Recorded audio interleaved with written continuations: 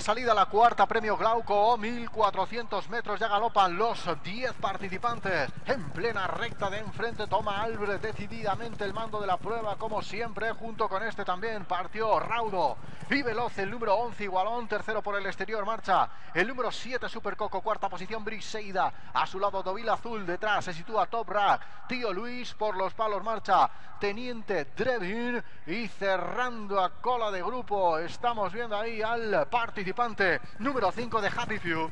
A la entrada de la curva del Pardo, siempre en la primera posición, como le gusta a él correr, el número 2 Albrecht, le encima prácticamente a su estela el número 11 Igualón, primero el 2, segundo el 11, tercero el número 7 Supercoco, cuarta posición para el número 10 Dovil Azul, viene galopando en paralelo junto con el 4 de Briseida por el exterior, Supercoco que progresa, Cape Bar, Tío Luis un tanto encerrado, detrás se sitúa Top Rank, última posición para el número 5 Happy Few.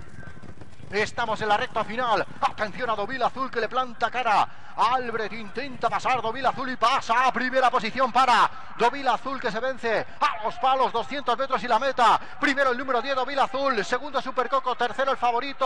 Ahí está Tío Luis que quiere remontar 100 metros y la meta. Dovil Azul se estira. Primero Dovil Azul, segundo Supercoco, Supercoco y Dovil Azul. Vaya llegada entre... Estamos en la recta final. Atención a Dovil Azul que le planta cara. Albrecht intenta pasar Dovil Azul y pasa a primera posición para Dovil Azul que se vence a los palos, 200 metros y la meta. Primero el número 10 Dovil Azul, segundo Supercoco, tercero el favorito.